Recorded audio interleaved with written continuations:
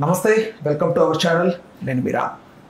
ప్రధానంగా బీఆర్ఎస్ పార్టీకి సంబంధించి ఈ మధ్యకాలంలో జరుగుతున్న అనేక రకాల అంశాల గురించి మనతో చర్చించడానికి, కల్వకుంట్ల వంశానికి సంబంధించి జరుగుతున్న అనేక రకాల అలజడుల గురించి మనకు కులంకుషంగా వివరించడానికి ప్రముఖ సోషల్ యాక్టివిస్ట్ కృష్ణకుమారి గారు ఉన్నారు. ఆవిడతో మాట్లాడదాం. నమస్తే. నమస్తే. అసలు కల్వకుంట్ల అనే కుటుంబం, దానికి సంబంధించి ప్రధానంగా ఎప్పటి నుంచో చాలా రకాల విభిన్నమైన మనస్తత్వాలతో ఉంటారని, విభిన్నంగా ఆలోచిస్తారని, ఇలా రకరకాలుగా ఉన్నప్పటికీ ఏకైక వసుదైక కుటుంబం అన్నట్లుగా ఉండేది. బట్ ఇప్పుడు సడన్గా కవిత గారిని సస్పెండ్ చేయడం అనేది ఒక ఉలిక్కి పడేలాగా అందరినీ తీసుకొచ్చింది. అసలు ఈ నిర్ణయం వెనక ఎగ్జాక్ట్గా రీజన్ ఏమి ఉంటుందని మీరు అనుకుంటున్నారమ్మా? విభేదాలు ఈ రోజు రాలేదు. దాదాపు కవిత జైలు నుంచి వచ్చినప్పటి నుంచినే కొంచెం ఎడమొహం పెడమొహాలు ఉన్నాయి. మొదటిగా బయట పడేటట్లు మాట్లాడుకున్నది ఎప్పుడు అంటే, ఈమె ఒక ఉత్తరం రాసింది. ఎవరికి? వాళ్ళ నాన్నకి, ప్రియమైన బాపు అని. ఆ ఉత్తరం నట్టింట్లోకి వచ్చింది. కానీ అసలు విషయం ఏంటి అంటే, ఈమె ఏదో ఒకటి మొదలెట్టడం కోసం అక్కడ ఒక అలజడిని కానీ, ఒక ఆలోచనని కానీ, ఒక విధ్వంసాన్ని కానీ ఏదో దాన్ని మొదలెట్టడం కోసం ఈ ఉత్తరాన్ని ఆమె రాసినట్లుగా రాసి ఆమె లీక్ చేసింది. ఎందుకంటే ఇంకెవరు లీక్ చేయడానికి లేదు. అదే ఆ లెటర్ వల్ల కవితకి లాభం అనుకోండి, పార్టీకి నష్టం అనుకోండి. పార్టీ వాళ్ళు ఎందుకు లీక్ చేస్తారు? లాజిక్ మాట్లాడేది. అందుకని ఆవిడ ప్రపంచానికి చెప్పదలుచుకున్నాయన్ని వాళ్ళ నాన్నకి చెప్పినట్లు ఆ లెటర్ని లీక్ చేసింది. అది పోనీ ఈమె జైలు నుంచి రాగానే ఈవిడ్ని ఏమన్నా మరీ పక్కన పెట్టేశారా అంటే అది లేదు. అన్న వెళ్ళి తీసుకొని వచ్చాడు. అంతకుముందు పార్టీ వాళ్ళు ఢిల్లీ వెళ్ళారు, చాలా రోజులు అక్కడ మకాం వేశారు. ఈరోజు బెయిల్ వస్తుంది అంటే ఆ రోజు బోలెడు మంది పొలోమని తెలంగాణ ఢిల్లీ ఎక్స్ప్రెస్ వీళ్ళ కోసమే తిరిగిందా అన్నట్టు తిరిగింది. మామూలు వాళ్ళ కోసం ఫ్లైట్లు అంటే మా పై స్థాయి వాళ్ళ కోసం ఫ్లైట్లు తిరిగాయి. ఇలా అటు తిరిగారు. అక్కడికి వెళ్ళి వీళ్ళు నినాదాలు ఇచ్చారు, అక్కడికి వెళ్ళి నానా గందరగోళం చేశారు ఢిల్లీలో. ఇవన్నీ చేశారు కదా. అంటే పార్టీ ఆవిడ వైపు ఉన్నట్టేగా లెక్క. అదే సరే, వచ్చిన తర్వాత అన్న వదిలిన కాళ్ళకి దండం పెట్టింది. తర్వాత దేవుడి గుడిలోకి వెళ్ళి పూజ చేసుకుంది, దేవుడి ఆశీర్వాదం తీసుకుంది. ఆ తర్వాత వాళ్ళ నాన్నని కలిసింది. వాళ్ళ నాన్న కూడా హక్కును చేర్చుకున్నాడు. అంతా అయిపోయింది.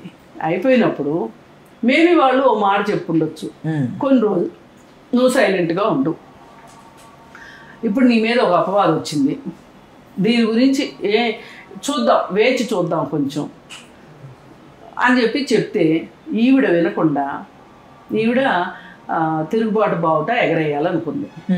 ఎగరేయటానికి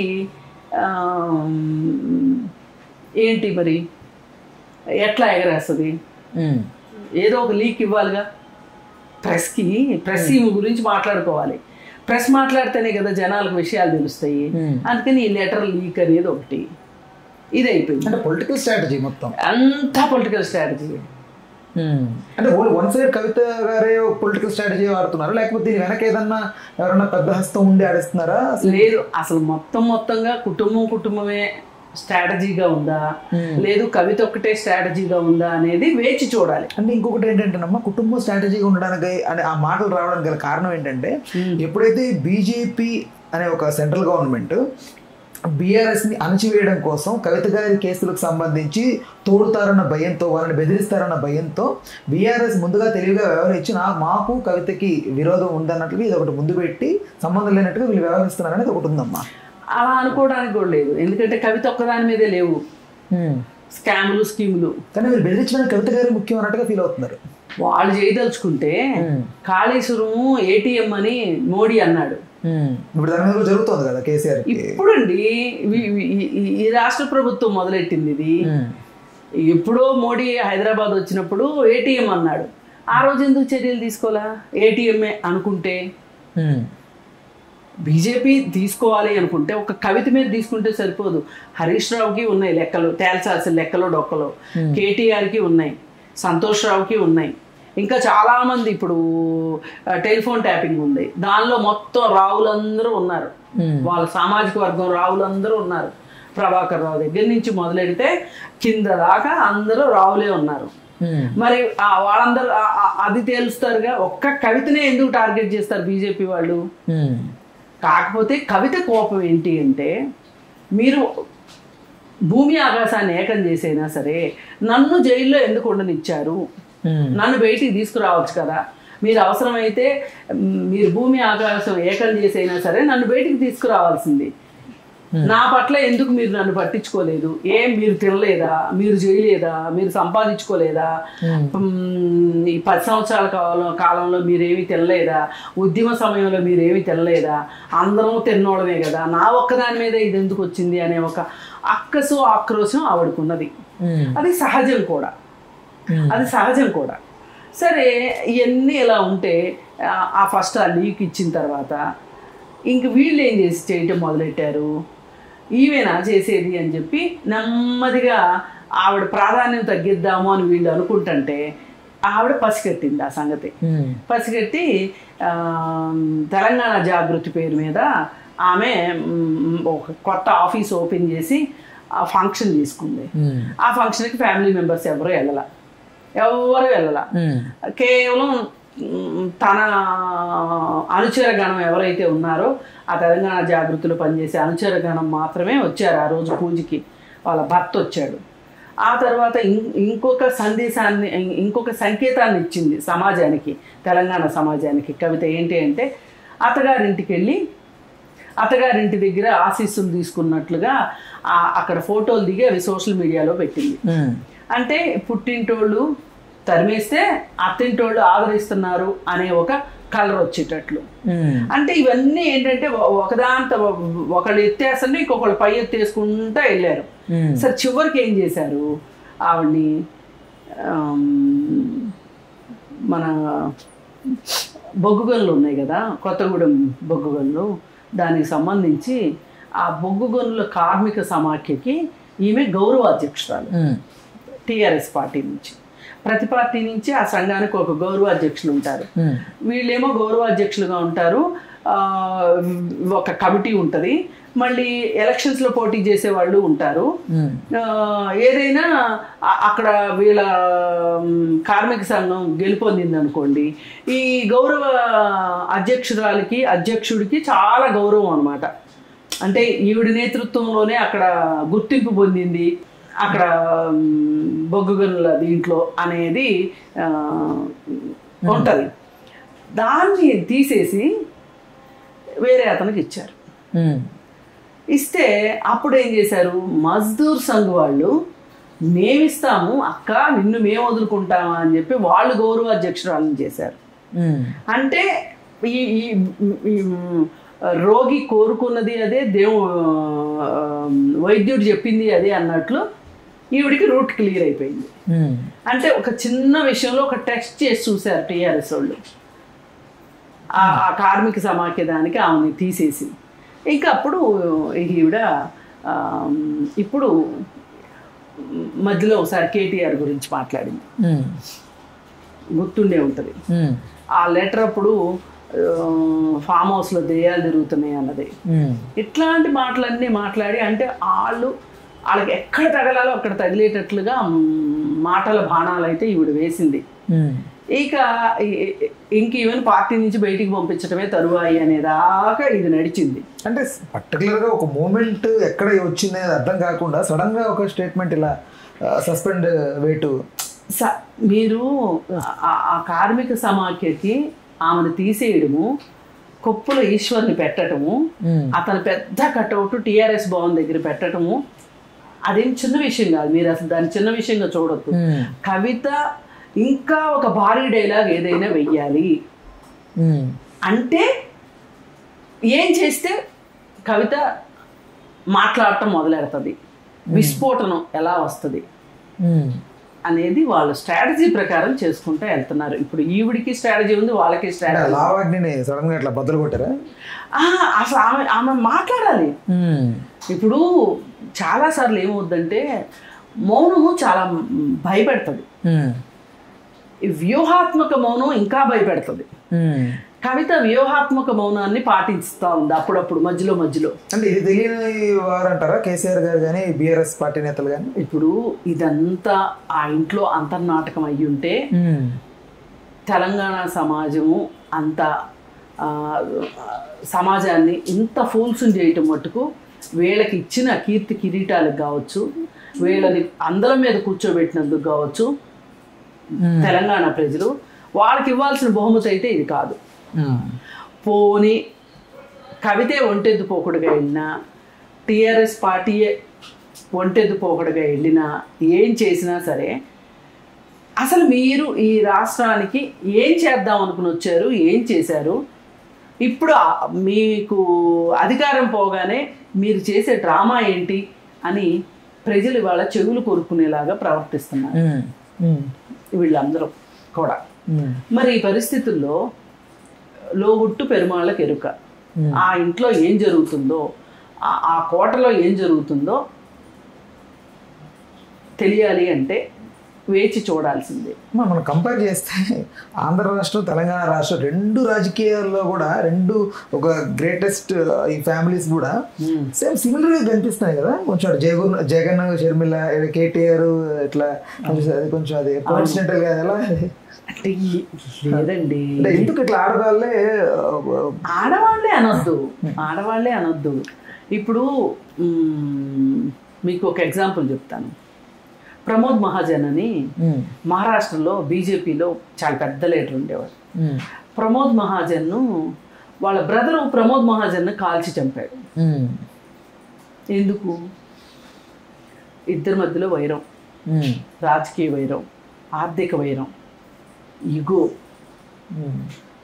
నన్నేదో మా అన్న అణిచేశాడు అని తమ్ముడికి ఏం తెలుసులే, నేనేం చేస్తే అది అని. ఇవాళ ఆ ప్రమోద్ మహాజన్ గనక ఉండి ఉన్నట్లయితే ఇవాళ ఈ దేశ రాజకీయాల్లో కీలకమైన పాత్ర పోషించేవాడు. అతనే చిన్న లీడర్ కాదు ప్రమోద్ మహాజన్. మరి ఇలా జరిగినప్పుడు మగవాళ్ళు ఎందుకు అన్నదమ్ముల మధ్యలో వచ్చిన తగాదాల గురించి ఎందుకు మాట్లాడరు? శరద్ పవార్ ఉన్నారు కదా మహారాష్ట్రలో, వాళ్ళ బ్రదరు అజిత్ పవార్ తిరుగుబాటు పౌడా ఎగరేశాడు. ఏంటి అంటే నన్ను ఎందుకు తన వారసుడిగా ప్రకటించట్లేదు అని. శరద్ పవార్ గారికి కొడుకులు లేరు. ప్రియా సూలే అని చెప్పి ఆమెను ఎంపీని చేశాడు కూతుర్ని. కాకపోతే most decent women politician India మొత్తంలోను ఆమె ప్రియా సూలే. అయితే కానీ మనకున్న పేట్రియార్కీలో ఏమంటారు, కూతురికి ఇవ్వడం ఏంటి, కొడుక్కి ఇవ్వాలి కదా. నేను తమ్ముడిని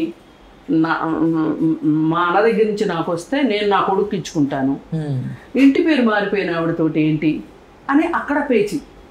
ఆ పేచీతోటి అసలు ఆ అమ్మాయి ఎంత మంచిగా ఉంది, ఎక్కడ ఒక్క ఆమె గురించి ఒక నెగటివ్ ఇది లేదు, మచ్చలేని మనిషి, పైగా చాలా జ్ఞానవంతురాలు. ఆమె పార్లమెంట్లో మాట్లాడుతుంటే అందరూ చెవులు రిక్కిచ్చి వింటారు. మంచి మెటీరియల్ ఉంటుంది ఆవిడ దగ్గర, మంచిగా మాట్లాడుతుంది, ఎక్స్ప్లెయిన్ చేస్తుంది. అట్లాంటి ఒక రియల్ స్టేట్స్మెన్లా ఉంటుంది. అట్లాంటి వాళ్ళు మన పార్టీకి కావాలి అనుకోవాలి. కానీ ఆడపిల్ల కాబట్టి ఆమె అత్తగారింటికి వెళ్ళిపోయింది కాబట్టి ఆమె అక్కర్లేదు అనుకుంటే ఎట్లా? ఇట్లా దేశంలో ప్రతి ఇంట్లోనూ ఆ రాజకీయ వారసత్వం ఆడపిల్లకి ఇవ్వాలా మగపిల్లోడికి ఇవ్వాలా అన్న దగ్గర చాలా మీమాంసలు నడుస్తున్నాయి. అలా అందుకని ఇక్కడ రాజకీయ వారసత్వం కంటే కూడా ఈ రెండు కుటుంబాల్లోనూ ఆంధ్రాలో కావచ్చు ఇక్కడ కావచ్చు ఆర్థిక వారసత్వానికే వీళ్ళు ఇద్దరు కూడా ఎక్కువ మొగ్గు చూపుతున్నారు. ఈ ఆర్థిక వారసత్వం రాలేదనే ఒక అక్కస్తోటి దుగ్ధతోటే వీళ్ళు ఈ విధంగా మాట్లాడుతున్నారు. అలా చూడటమే తప్పితే ఏంటి ఈ రెండు రాష్ట్రాలకు ఏమైంది, ఏదో ఒక సామెత చెప్పినట్టు ఈ లోకానికి ఏమైంది అన్నట్లు మనం కోడిగుడి మీద ఏకలు వేయటం కన్నా ఇది సర్వసాధారణమైన విషయం. పైగా మన దేశంలో ఇది కూడా జెండర్ ఇన్ఈక్వాలిటీకి ఇది ఒక సూచిక. ఆడపిల్లలకి రాజకీయ వారసత్వము, వ్యాపార వారసత్వం ఇవ్వటానికి ఇష్టపడరు. మగపిల్లాడు ఉంటే మగపిల్లాడికే, వాడు అయోగ్యుడైనా మగపిల్లాడికే ఇస్తారు, ఆడపిల్లకి ఇవ్వరు. ఇంకా మగపిల్లలు లేనప్పుడు ఆడపిల్లకి ఇస్తారు తప్పితే మగపిల్ల ఆడపిల్ల ఉంటే వాడిని ఎట్లయినా రెండ్సో వృద్ధి సరే వాడిని సానబట్టి అయినా సరే వాడికే ఇస్తారు. లక్ష్మీనమ్మ, కవిత గారు ఆస్తి పంపకాలు చేయాలి అన్నట్లుగా ఏదో కొన్ని మాట్లాడుతున్నారంట. అది ఎట్లా, అది సబబే అంటారా ఆవిడ మాట్లాడడం? అలా ఇప్పుడు వాళ్ళ నాన్న సంపాదించిన దాంట్లో ఆమె కావాలి అనుకోవటం తప్పులేదు. కానీ నేనేమంటానంటే అక్కడ షర్మిల అడిగినా ఇక్కడ కవిత అడిగినా వీళ్ళేమి బండలు కొట్టు లేకపోతే చెమటోడ్చు రక్తం దారిపోసో సంపాదించలా. అక్కడ తెలుగు ఉమ్మడి ఆంధ్ర రాష్ట్రం ప్రజలు, పేద ప్రజలు సహజ వనరులు ఉసురు తీసుకొని సంపాదించారు వాళ్ళు. ఇక్కడ తెలంగాణ సెంటిమెంట్తో సంపాదించారు వీళ్ళు. అసలు వాళ్ళ డబ్బులు కానీ వీళ్ళ డబ్బులు కానీ చెందాలి అంటే అవి సమాజానికి చెందాల్సిన డబ్బులు తప్పితే కవిత నా వాటా ఎంత, కేటీఆర్ నా వాటా ఎంత, మధ్యలో హరీష్ రావు వచ్చి నా వాటా ఎంత, వీళ్ళందరూ కాదని వీళ్ళందరినీ జుట్లో నుంచి వెళ్ళి వచ్చిన సంతోషరావు నా వాటా ఎంత అనే కన్నా అసలు ఈ ఆస్తులు చెందాల్సింది సమాజానికి. ఇవి రాష్ట్ర ప్రజల యొక్క పేదల హక్కు. ఇది పేదలకు చెందాల్సిన ఆస్తులు ఇవన్నీ. కానీ వీళ్ళు ఆస్తుల దగ్గరే వీళ్ళ తగాదాలు మొదలవుతున్నాయి. అక్కడ అంతే, ఇక్కడ అంతే. ఈ ఆస్తులను దక్కించుకుంటానికే రాజకీయాల్ని ఒక ఆయుధంగా వాడాలనుకుంటున్నారు ఈ ఇద్దరు మహిళలు. సరే, ఏది ఏమైనా సరే ఇక్కడ నేను కుటుంబ గౌరవం అట్లాంటివి నేను మాట్లాడను. ఎందుకంటే గౌరవం ఆడపిల్లలైనా తీస్తారు, మగపిల్లలైనా తీస్తారు. అది కాదు ఇక్కడ పాయింట్. ఇక్కడ అసలు మీ పార్టీ ఎందుకు పుట్టింది? సిద్ధాంతం. సిద్ధాంతాలు ఎక్కడ ఉన్నాయండి వీళ్ళకి? రాద్ధాంతాలు తప్పితే వీళ్ళని అసలు సిద్ధాంతాలు ఉన్న పార్టీ. తెలంగాణని సైతం సాధించగలిగిన ఇప్పుడు ఒక ఉద్రేకాన్ని ఆయన ఉద్యమంగా మలిచి దాన్ని చేసుకుని వచ్చాడు తప్పితే టీఆర్ఎస్ పార్టీకి సిద్ధాంతం ఏముంది? అదే నిన్న ప్రెస్ మీట్ లో కవిత గారు మాట్లాడుతూ చాలా సానుకూలంగా కుటుంబ పరంగా బాధ్యత రహితంగా ఆవిడ వ్యవహరించడం. కానీ అదేనండి, ఇప్పుడు పిర్రగిల్లి జోలబారటం అంటే ఇదే. అందుకని ఎవరి నాటకం వాళ్ళు పోషిస్తున్నారు, ఎవరి పోషణ వాళ్ళు బాగానే కరెక్ట్గానే చేస్తున్నారు. ఇది ఉమ్మడి ఎజెండానా కవిత ఎజెండానా అనేది తేలాల్సి ఉంది. ఇది కుటుంబం ఎజెండానే అయ్యి ఉంటే కనుక ఇంకా వీళ్ళని తెలంగాణ సమాజం ఉన్నంతకాలం వీళ్ళని క్షమించదు ఈ కుటుంబాన్ని. అంటే అంత అవసరం ఏముందంటారు? ఒకవేళ వ్యూహాత్మకంగా ఒకవేళ కుటుంబంలో అంటే ఇప్పుడు వీళ్ళ అవినీతి ప్రపంచం మొత్తానికి తెలిసిపోయింది. అవినీతి గురించి మాట్లాడుకోకుండా ఆడపిల్లల మోసం చేసింది ఏంటి, కవితకి ఏం తక్కువ చేశాడు కేసీఆర్ అని మాట్లాడుకుంటారు తప్పితే అవినీతి పక్కకి వెళ్ళిపోవట్లే. ఇప్పుడు ఇది చాలా స్ట్రాటజిక్ గా చేసింది. ఇది నాకైతే ఇదేదో కవిత తన ఒక్కటే తన అస్తిత్వం కోసం పోరాడుతుందని నేను అనుకోవట్లా. ఇది ఆ కుటుంబమే.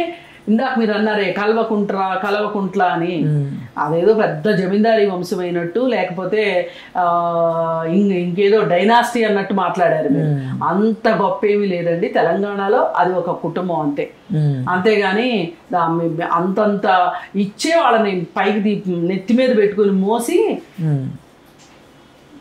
వాళ్ళ కళ్ళు నెత్తికొచ్చేట్టు చేసి ఏదో డబ్బులు కండకావరం ఎక్కి సమాజాన్ని దోచుకున్నారు. తెలంగాణ ప్రజల అమాయకత్వాన్ని ఆంధ్ర వాళ్ళు దోచుకున్నారని అన్నారు. కానీ ఆంధ్ర వాళ్ళకంటే వీళ్ళు ఎక్కువ దోచుకున్నారు.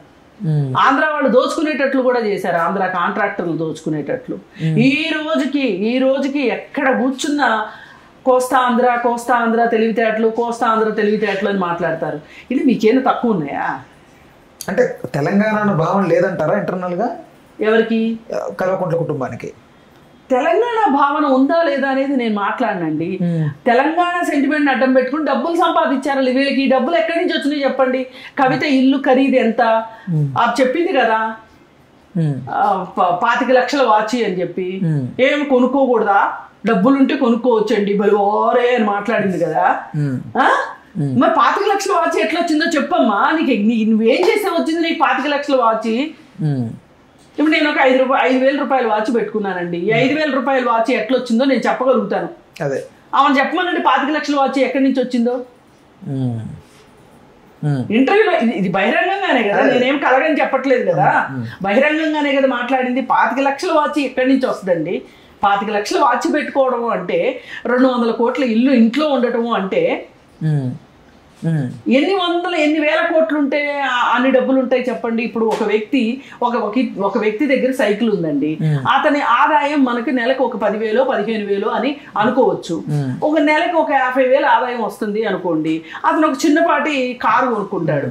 అంతేగాని 50,000 ఆదాయం వచ్చేవాడు ఒక 20 లక్షల కారు కొనగలుగుతాడా చెప్పండి? నెలకి ఒక 50,000 రెంటింట్లో ఉంటాడా చెప్పండి? అతనికి ఏదో పై సంపాదన ఉంటేనే కదా.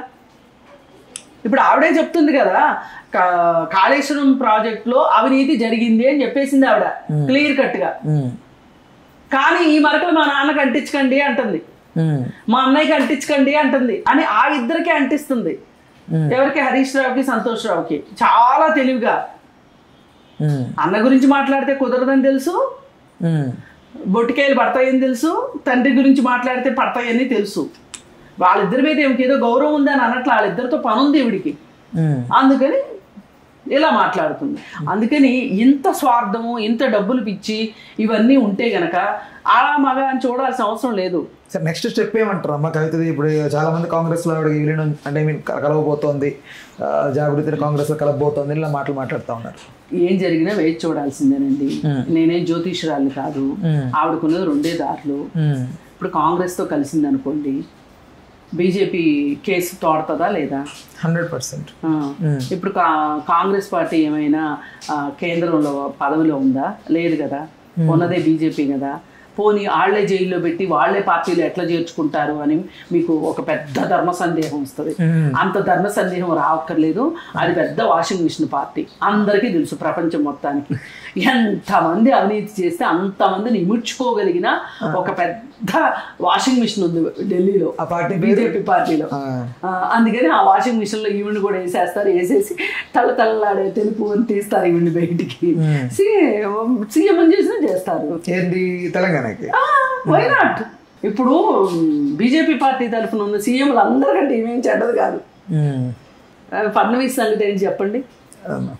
అందుకని ఎవరు తక్కువ వాళ్ళు కాదు. ఇప్పుడు ఎక్కడ నాకెందుకు మనం అజిత్ పవార్ గురించి మాట్లాడుకున్నామా? అజిత్ పవార్ని జైల్లో పెట్టారు ఎలక్షన్స్ ముందు అవినీతి ఆరోపణలతోటి పెట్టి. ఆయన నేను పార్టీని చీలుస్తాను, మీకు మద్దతు ఇస్తాను, లేదు ఒంటరిగా పోటీ చేస్తాను అనేసరికి ఆయన జైలు నుంచి విడుదల చేశారు. ఆయన మీద కేసులు కొట్టేశారు. ఆయనకేం అవినీతి మరకలు లేవు అని చెప్పేశారు. వీళ్ళే జైల్లో పెట్టారు. వీళ్ళు ముఖ్యమంత్రి పీఠం ఎక్కటానికి వీళ్ళే సాయం తీసుకున్నారు, అతని సాయం. బీజేపీ పార్టీ అనేది కుటుంబాలను చేర్చడానికి, పార్టీలను చేర్చడానికి, అవినీతి మరకలు ఉన్న వాళ్ళని నీతిమంతులుగా ప్రపంచం ముందు చూపించడానికి, పదవులు ఇవ్వటానికే ఆ పార్టీ పుట్టింది నన్ను అడిగితే. అందుకని ఈ అతిపెద్ద వాషింగ్ మిషన్లో వేసేస్తారు కవితను కూడా. వేసేస్తే ఆమె కాంగ్రెస్ లో చేరి ఏం సాధిస్తుంది చెప్పండి? అంటే ఇప్పుడు ప్రెసెంట్ గవర్నమెంట్ అదే ఉంది కదా ఇక్కడ ఆమె మీద ఉన్న కేసులు ఏముందండి తోడటానికి? ఆమె మీద తోడేలోపు చాలా మంది ఉన్నారు లైన్లో, వాళ్ళందరూ తోడితే అప్పుడు చివరిలో ఆవిడ వస్తుంది. కానీ ఆవిడ మీద ఉన్న అతిపెద్ద కేసు ఏంటి? Liquor scam. లిక్కర్ స్కామ్ గురించి మాట్లాడకుండా ఉండగలిగేది ఎవరు? ఇప్పుడు జగన్మోహన్ రెడ్డిని 2013 నుంచి బెయిల్ మీద ఎలా ఉంచగలిగింది? అంటే ఇదంతా బీజేపీ కబళ హస్తాలలో జరుగుతుంది. అంతే, బీజేపీ ఆడించే అంతర్నాటకంలో భాగంగానే ఇవన్నీ జరుగుతాయి. ఈ తోలుబొమ్మలాటలో ఇదంతా మనం చూస్తూ ఉండడమే తప్పితే ప్రజలకి ఏమి భాగస్వామి. ప్రజలకు కనిపిస్తున్న జగన్ నాటకం అయితే అంతర్నాటకం వేరుంది లోపల. అంతే, పైకి కనిపించేది ఒకటి, లోపల జరిగేది ఒకటి. పైకి ఏం కనిపిస్తుంది? మోడీ కనిపిస్తున్నాడు. మోడీ ఏం చెప్తున్నాడు? అసలు మోడీ పార్టీలో వాళ్ళ సోషల్ మీడియా వాళ్ళు ఆడవాళ్ళని తిట్టినన్ని బూతులు ఈ ప్రపంచంలో ఏ పార్టీ తిట్టదు. అలాంటిది మా అమ్మని తిట్టారు అని చెప్పి గుండెలు బాదుకుంటున్నాడు ఇప్పుడు మోడీ. ఇందిరాగాంధీని తిడితే నువ్వు చనిపోయిన వాళ్ళని ఎందుకు తీసుకొస్తున్నారు అన్నావు. చనిపోయిన నెహ్రూని ఎందుకు తీసుకొచ్చావు నువ్వు? చనిపోయిన ఇందిరాగాంధీని ఎందుకు తీసుకొచ్చావు? చనిపోయిన రాజీవ్ గాంధీని ఎందుకు తీసుకొచ్చావు? చనిపోయిన పటేల్ని ఎందుకు పట్టుకొచ్చుకున్నావు నువ్వు?